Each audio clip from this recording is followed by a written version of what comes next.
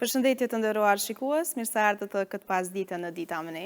Sot e kam derin ta kem studion një fizioterapeut, Denis Ribori, një fizioterapeut i ri, por shumë i shkaft, i cili njëkohësisht është edhe sportist. Me ta kemi diskutu për parandalimin, rekuperimin, pra dhe shërimin, krejt të në pra problematikave që lidhen me sportin dhe fizioterapin, dhe kam derin ta kem sot në studio. Përshëndetje. Faleminderit shumë për ftesën edhe mikpritjen. Shpresoj që me aq informata sa kam për parandalimin e lëndimeve në sport, me mujtën me ndihmu apo edhe me rikujtu sportistave që me pasën kujdes se si me menaxhu aktivitetin e tyre në sport, edhe me evitu lëndimet. Po pikërisht është ndoshta se gjithmonë e kemi në mendje, çdo sportist, do lëndime të komës, ose diçka, janë ato që i kum vrejt, one që nuk kam lidhje ndoshta me sportin, i kum pa kështu që është si lloj që ndodh kështu shpesh, apo sa shpesh ndodh realisht? Me thonë drejtën, unë përveç si fizioterapeut jam edhe sportist vetë në klubin e futsallit Tramna Qershori, edhe mira me sport qysh prej moshës 6 vjeçare, edhe më ka ndodhë shumë me përjetu lëndime vetë, me që rast edhe ka qeni përparësi, me qujtë ashtu e jemja që mas pari e kom përjetu lëndimin, e tash po më bjen, do me thonë, më ka pru puna që me umerë edhe vetë me ato lëndime që i kom përjetu unë vetë.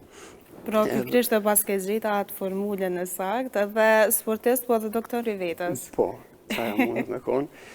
Lëndimet janë shumë të shpeshta në sport, sidomos për shembull janë lëndimet e gjurit, lëndimet e nyjes, janë frakturat apo thyrjet e kockave që janë shumë të shpeshta, edhe ne në ordinancën tonë pra kemi shumë punë me këto sportistë që i sugjerojmë qysh me i te i kalu edhe e nxitim procesin e shërimit tyre me protokollet të rehabilitimit, domethënë specifike. Realisht, për shembull, lëndimet më të shpeshta, sa kohë vojnë për më shëru edhe qysh i qasën e atyne? Po, një prej lëndimeve më të shpeshta që unë personalisht jam merë kanë qenë rupturat e ligamenteve, kryesisht ai i kryqëzumi përparëm, pra ruptur e bjes këputje. Kjo është njëra ndër lëndimet më të shpeshta, përveç saj kemi distorsionet e shputës apo ndryshe siç e quajmë edhe përdredhja e nyellit.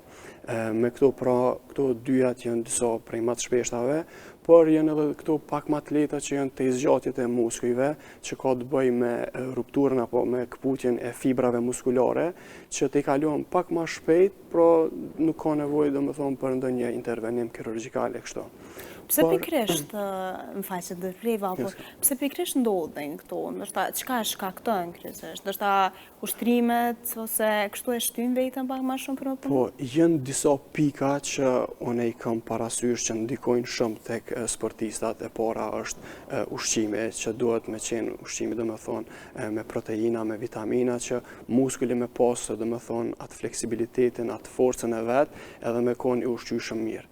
E dyta është edhe hidratimi, që sportistat duhen me qenë gjithmonë të hidratum, qoftë para aktivitetit, gjatë aktivitetit apo edhe pasaj, shkaku që hidratimi luan një rol shumë të rëndësishëm tek lubrifikimi i muskulit.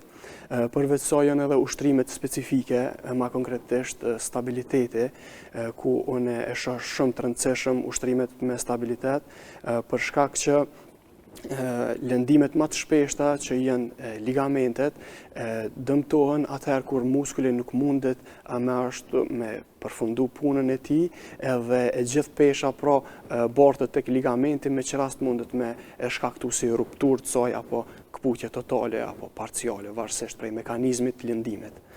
Kur e përmendim kështu fjalën këputje, duket se është goxha e dëmshme. Po, gjatë këputjes, apo rupturës, që e quajmë me termin mjekësor, atëherë ndodh një kërsitje shumë e madhe e lojtarit që sepse sipas mekanizmit të lëndimit, tek kputja e ligamentit, pjesa e këmbës është domethënë stabile ndaj tokës, ndërsa e gjithë trupi shkakton një tërzian apo ndryshe edhe si një rrotullim, me që rast të ligamenti i kryqëzumi përparëm është tipik ai që për shkak që e absorbon goditjen apo peshën, shkakton në një kputje apo nuk mundet me përballu peshën, edhe për ato tani shkakton një kërsitje shumë të madhe që vret për secilit sportist. Po, pra, kjo sa zgjat koha trajtimit përafërsisht, sepse dim që çdo pacient është ndryshe. Po, të secili pacient ndryshon, shkaku që është metabolizmi dhe i ndryshëm, po ne i kemi protokollet e rehabilitimit që janë të veçanta për secilin lëndim. Në këtë rast, për shembull, ruptura e ACL-it apo siç e quajmë ligamentin e kryqëzumit përparëm, merr kohë përafërsisht prej 6 deri në disa protokolle deri 9 muaj. Prap kjo dallon prej moshës të pacientit, prej aktivitetit, prej forcës muskulare, sa ka qenë ai i përgatitun para intervenimit kirurgjikal, shkaku që ky lëndim zakonisht trajtohet me intervenim kirurgjikal e më vonë edhe me fizioterapi. Gjatë këtyre muajve, pra të shërimit, rikuperimet, si funksionon ndoshta ushtrimet, apo a duhet me bë ushtrime apo fare? Po, i kemi ushtrimet specifike, ku i kemi caktuar prej specialistit, në këtë rast ortopedi, që cakton një proces, një protokoll të rehabilitimit, edhe ne si fizioterapeut duke i pa qëllimet se si ka caktuar ortopedi, i kemi, domethënë, i përmbahemi edhe rregullave, edhe i evitojmë flamujt e kuq që nuk guxojmë me i përdor, domethënë, të pacientit gjatë procesit të rehabilitimit. Këtu, domethënë, kur me ceki fjalën qëllime, shembull, në ato protokolle shënohen prej ditës të parë deri në javën e dytë çka kemi drejt ne me punu me pacientin, apo në disa protokolle prej ditës të parë deri në javën e katërt, tani prej javës të katërt deri në 8-ën e kështu me radhë. Edhe qëllimet shembull prej ditës të parë, një prej qëllimeve kryesore për shembull që e kemi, që është bazike, ku prej ditës të parë ne tentojmë për shembull tek ligamenti i gjurit, tentojmë me mbajtën gjurin e drejtë pra në 0 shkallë, ku më vonë deri në javën e dytë apo deri në javën e katërt, domethënë sipas disa protokolleve, me arrit fleksionin apo ndryshe thyrjen e gjurit deri në një shkallë të veçantë, shembull 90, edhe kështu me radhë me periudha domethënë të kohës me rrit atë fleksionin, domethënë këto janë disa prej qëllimeve. Pastaj i kemi qëllime tjera, për shembull me fillu pacienti me peshu mbi këmbën, që e kemi caktuar me sa me peshu, qysh me fillu, qysh me i tregu domethënë ecjen korrekte me bë, qysh me hyp prej shkallëve, qysh me zbrit, kështu me radhë. Po përveç saj, domethënë në fund, kur ne e konsiderojmë që është gati rikthimin në fush, i kemi edhe testet që i bojmë, që një prej tyre është edhe hop testi, që është një test ku krahasohet këmba e shëndosh me këmbën e lëndume, edhe varësisht prej përqindjes se sa është këmba e lëndume gati për me u rikthy në sport, ne e konsiderojmë që ai sportist është gati edhe mundet me u kthy në fush. A mundet mu rikthy ndoshta me njëjtën gjendje që ka qenë para lëndimit, apo ndoshta edhe më i fuqishëm gjatë procesit, pra të rikthimit? Këtu krejt mbarët edhe prej sportistit, sepse i kemi edhe disa sportista që janë shumë të talentuar dhe shumë janë punëtor, që me të vërtet mundohen maksimumin që me arrit forcën muskulare shumë edhe me u konë përgatit fizikisht që me u rikthy sa ma shpejt. Këtu po besoj që lunë rol edhe motive i vetë lojtarit, po flas tash si sportist jo si fizioterapeut. Se edhe unë vetë kom pas lëndime shumë, edhe kanë qenë lëndime që kom mujtë ndoshta edhe unë me u demotivu krejt mos me u rikthy heq. Po tani kur jam rikthyer kom vrej që nuk kom pas ndonjë problem me ushtrime, jam mundu maksimalisht edhe nuk kom pas ndonjë telashe. Po. Kjo është edhe një përparësi për ty, pra jo e keni përjetu më spore edhe vetë dhe e dini edhe se qysh ndihet paciente. Po, qaj jo mu i me thonë që është një përparësi si pas meje, shkaku që e kom përjetu vetë, edhe në momenti kër e shën një sportist që vjen me u trajtu në klinikën tonë, atëherë përjetoj edhe dhimbtën e ti, e di paka shumë si mundet me unë dje, kështu që qaj jo më dihman shumë. Jo përmendet që procesi dikun zgjatë, gjatë, a keni pas nështë pacient cilë kënë rikëthy për nështë me mirë mbajt në një farë mënyre? Po, mirë mbajtja është njëra prej gjërave kryesore që një sportist duhet me bo vazhdimisht, edhe unë vetë e bëj, po fati jam është që edhe kolegët i kam fizioterapeuta që deshte më rinë gati edhe mua, kuptan. Edhe këtë do me thonë, po, lunë rol shumë, shkaku që duhet me u vazhdu edhe edukimi pacientit edhe pas lëndimit, që me pas kujdes, mos me i bo disa lëvizje që janë si rotullimet deri sot, forcohet muskuli mirë, edhe të është stabil, do me thonë, për me vazhdu aktivitetin fizik. Si mundemi me parandalu këto lëndime? Po, parandalimet, unë si që ka edhe më herët, e konsideroj ushtrimet që muskujt me qenë të fort, që mos me u bartë puna e muskulit tek ligamentet, shkaku që me njëherë mundet me e shkaktu një lëndim apo një këputje të saj. Por, kër e ceki ushtrimet, dhe më thonë, është edhe doza e tyre sa duhet me ushtru një lejtar. Qaqë sa është i rëndësishëm ushtrimi është edhe pushimi. Edhe me këtë rast nuk duhet me mbi ngarku muskuli.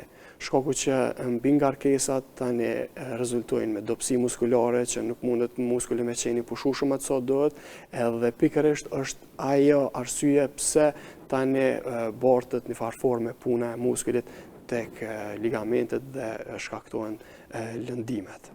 A kemi shanja ndoshta që na jap trupi jonë dhe që janë si parandalim, ashtu si një bip, kështu, zbon me vazhdu mu, ma të vogla, ndërsa të një pasaj edhe ma të ndoja, ndërsa që s'mujmë i vrejt. Po, një prej shenjave kryesore është pra ngërqet muskulare, kjo është si reagim i muskulit që ka nevoj me u hidratu edhe me u mbush, do më thonë, me energji, edhe kjo do më thonë, murat me konë një alarm për sportistin që adhen dosh me pushu pak, nalo edhe pastaj do më thonë me fillu prap. Kjo është për nëse donë me i evitu do më thonë lëndimet, sepse ka sportista që janë shumë punëtor që nuk është asë ngërçi muskular një alarmi kuq për ta bile mundet me qenë motivim se e kupton që është të u lodhë shumë apo kupton edhe e vazhdon punën ekstra. Po pra, vetëm do të ndoshta me vazhdu atë punë ekstra, për dita e pushimit, me qenë ta mund ditë pushimit. Po, dita e pushimit është mirë, po si që thash edhe ushqimi lunë rol tepër i rëndësishëm, lunë rol tepër të rëndësishëm shkaku që muskuli për me i rikthy të dhe më thonë materiet që i ka humë për shembull me anë të djersës, atëherë ka nevoj me i rikthy ato me anë të ushqimit edhe me anë të ujit. Përveç saj për me arrit edhe fleksibilitetin e vetë, ka nevoj pak për pushim. Këto një pyetje pak ma personale, po du me ta po, është që shduket regjimi juaj, pra ushqimor?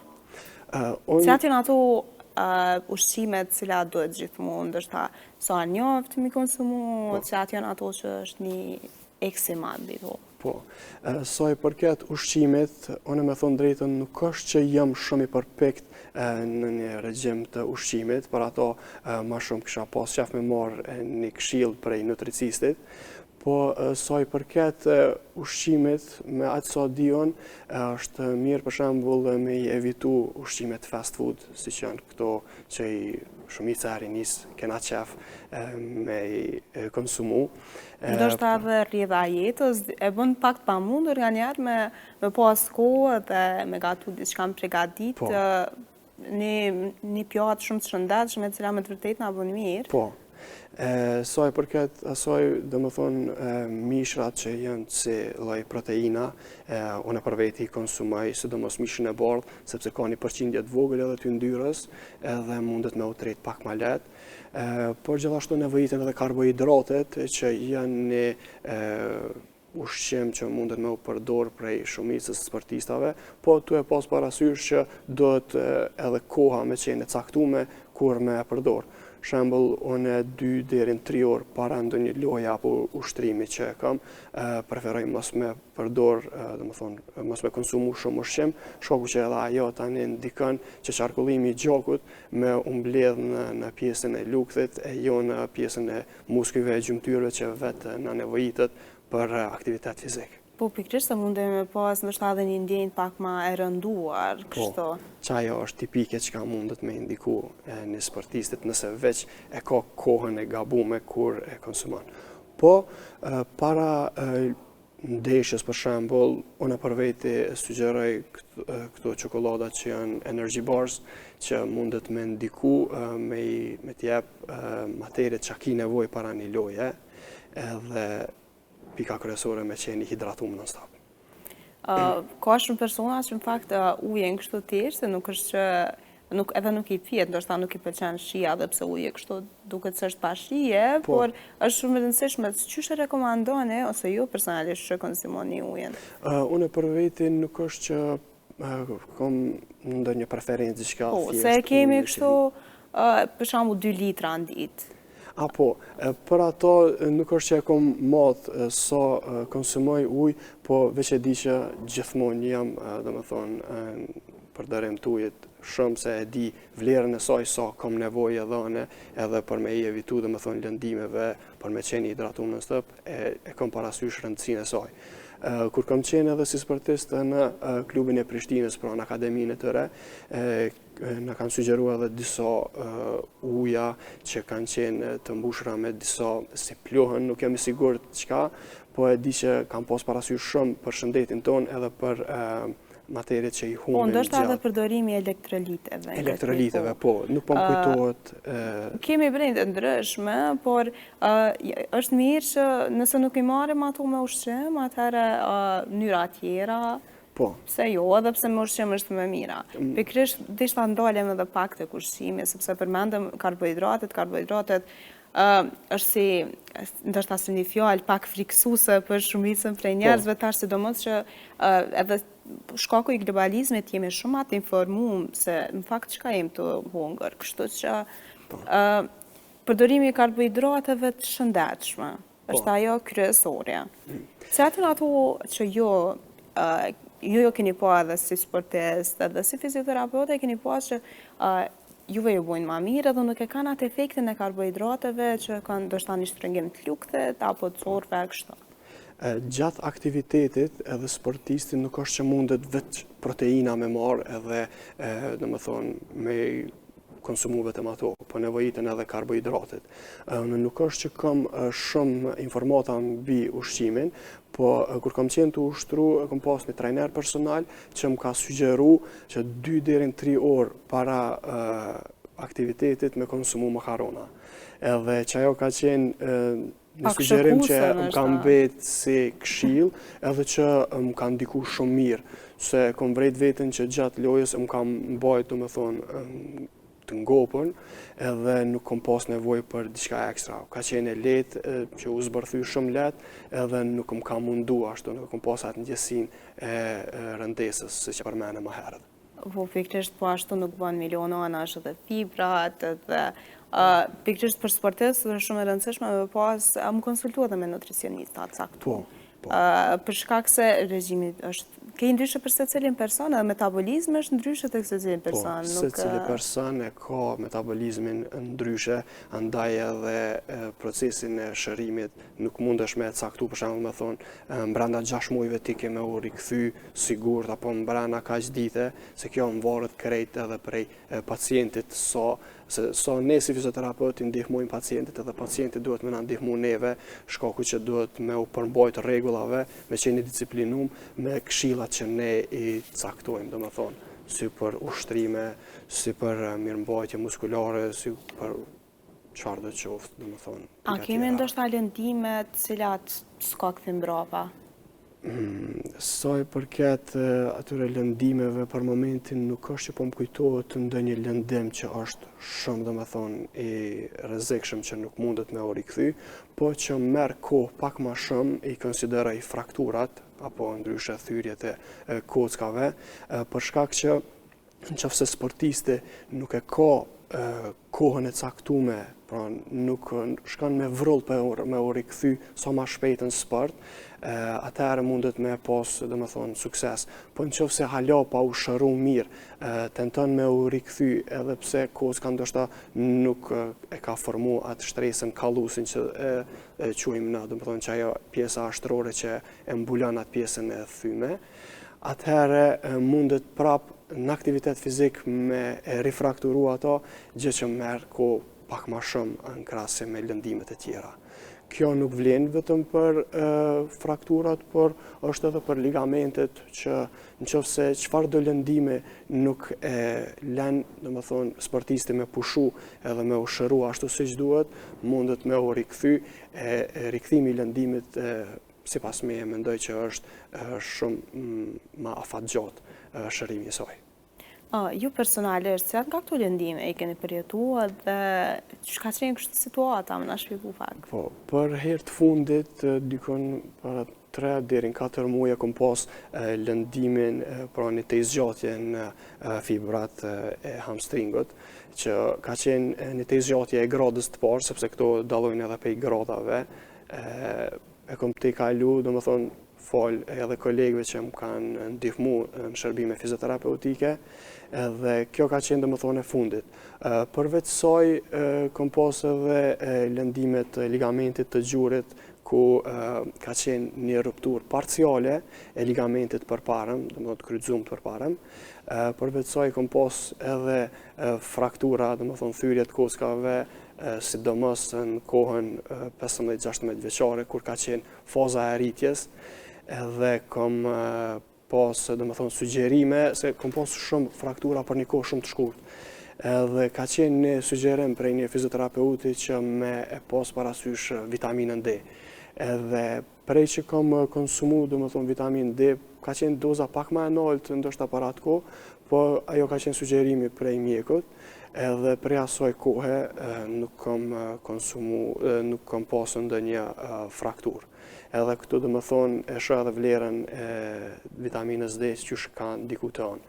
Përveç ligamentit, domethënë gjurit, kom pas edhe lëndime tjera siç janë distorsionet e shputës, që është një prej lëndimeve më të shpeshta, jo vetëm te sportistat, po edhe tek pacientat, domethënë që nuk merren me aktivitet sportiv. Po në fakt më ka ndodhur edhe mua, kështu që... Po, është shumë e shpeshtë, domethënë që si pasojë gjatë ecjes mundet me qëllu ndonjë pengesë, apo edhe muskujt munden me qenë jo shumë stabil, prandaj munden ketë peshën me absorbu ligamentit, me që rast mundet me shkaktu një përdredhje, edhe që është një lëndim shumë i shpeshtë, po është edhe, nuk është diçka shumë të lashe e madhe nëse është në gradat fillestare, nëse është në gradën e parë, shembull, te kalohet shumë thjesht. Po nëse është grada ma të runda, më në thonë, çka ndodh? Janë edhe grada e dytë, edhe grada e tretë. Grada e tretë janë kur është ruptur totale e ligamenteve të nyellit. Aty domethënë në disa raste përdoren intervenimet kirurgjikale, në disa raste jo. Kjo është pikërisht arsyeja për shkak që në pjesën e shputës apo nyellit kemi shumë ligamente që edhe nëse njëna rupturohet apo kputet, janë ligamente tjera që munden me bartë, domethënë, punën e tij që me evitu pacientin prej intervenimit kirurgjikal. Po prap kjo nuk është që vendoset prej neve si fizioterapeut, po vendoset prej specialistave, domethënë në këtë rast prej ortopedit, që vendos a është nevoja për intervenim kirurgjikal apo jo. Pra duket se është është një zinxhir kështu e doktorëve, edhe në qendër është sportisti i cili i merr këto informacione. Po, gjithsesi duhet me qenë bashkëpunime, konsideroj se pikën kryesore për të mirën e pacientit, ku një bashkëpunim multidisiplinar, qoftë fizioterapeut, qoftë radiolog apo ortoped, me bashkëpunu mes veti që si në fund pacienti me konë ai që e ka një diagnozë të saktë edhe një trajtim adekuat për lëndimin që e ka pësu.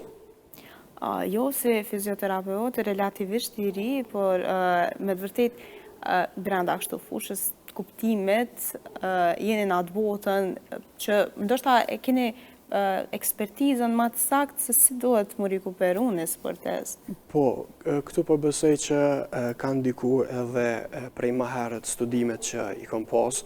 Unë, dhe më thonë, studimet bachelor i kam përfundu në Kolegjin Rezonanca, ndërsa tash jam në nivelin master, pra në Universitetin e Prishtinës në vitin e parë.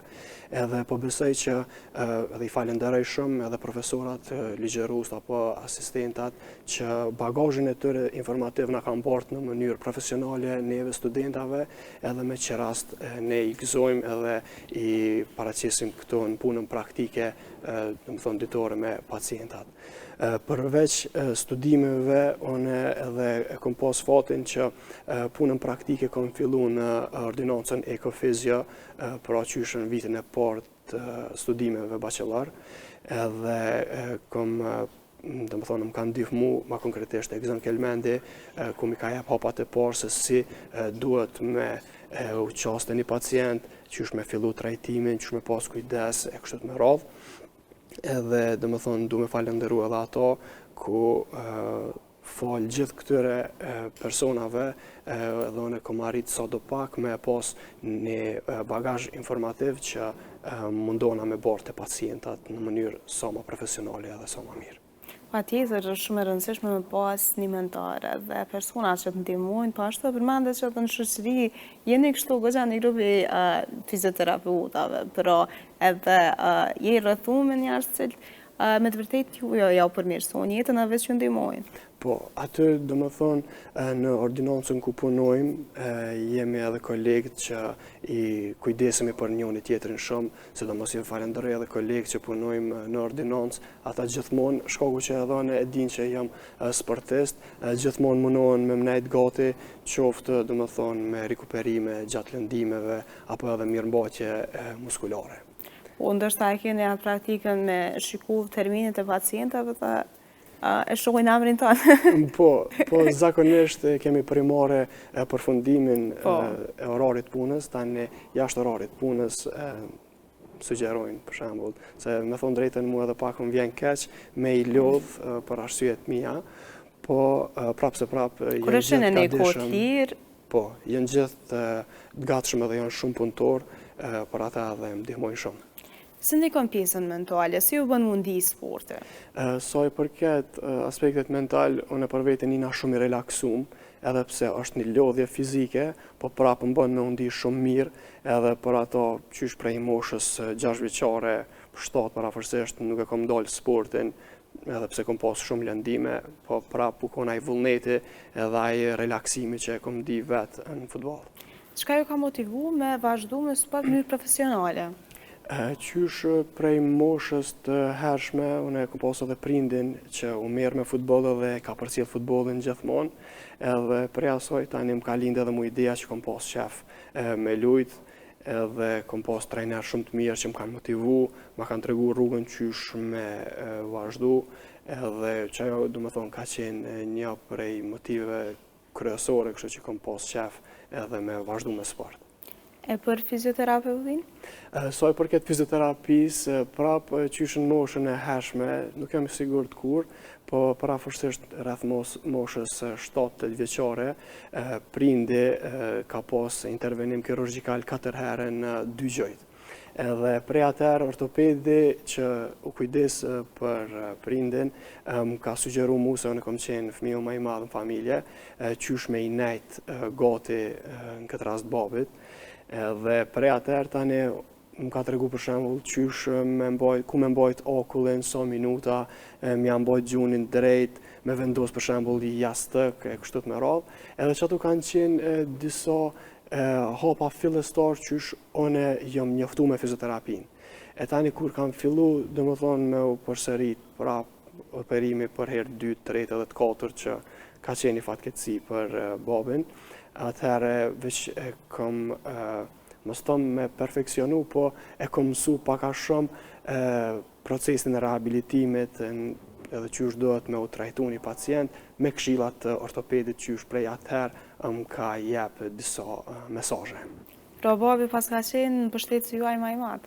Po, ka qenë pacienti i parë, më i me thonë, edhe që më ka jep atë besimin se unë tani të i nejtë gotën i farforme për lëndime, a i theke që po njëna mirë, motivoj, kështu edhe unë tani me ndesha që wow, adhen jam të i ndihmu shumë, edhe që ajo dhe më thonë ka qenë fillimi kështu si me unë njoftu me fizioterapinë. Pra edhe një kujtem kështu nostalgjik ndoshta. Po, se so herë tash, se edhe tash vonë babi vjen për me bo mirëmbajtje, dhe me thonë me i kontrolu gjojt forcën muskulare, edhe gjithë i kam ato si memorjet, apo si që qëmë edhe si flashbacks në farforme, që më kujtojnë ato ditë kur kam nejtë një farforme gati jam mundu që ai sa ma letë me kalu fazën e shërimit. Po besoj edhe e shumë krenar për juve. Shpresoj që kom arrit me e bo krenar. Për në fund, a mundesh me thonë një mesazh për sportistët e rinë, ata që ndoshta mi arrit vetbesimin, edhe mi jep edhe një mbështetje që ja ka thonë babi jot juve. Po, sa i përket mesazhit, unë i kisha sugjeru shumë që me pas kujdes në ushqim, do me thonë edhe në hidratim, gjithashtu edhe në pushim adekuat, atësoj nevojitet edhe trupit, edhe do me thonë edhe nëse ndodhin lëndimet, nuk janë diçka tragjike, mundën me u kalu, se ka shumë sportista që friksohen prej lëndimeve, se është një ëndër shumë e keqe për ta, po prapë se prapë, si lëndime ka edhe shërimin e vetë, kështu që vetëm le të vazhdojnë, le të punojnë, edhe shpresoj që sa të pak ko mujtë me i ndihmu apo me ja u rikujtu këto informata. Atëherë Denis, faleminderit shumë që ishe sot në studio, edhe ke gjetë kohë me artu prej një orari goxha të mbushën, kështu, me shumë aktivitete. Faleminderit shumë edhe njerë për ftesën, gjithashtu edhe për mikpritjen. Shpresoj që edhe në të ardhmen kemi me pas bashkëbisedime me tema të ndryshme. Dashur shikues, ka që kishim për sot, mësonën të riktheheni nga hëna në të premten çdo pas dite dhe deri në takimin e radhës, mirupafshim.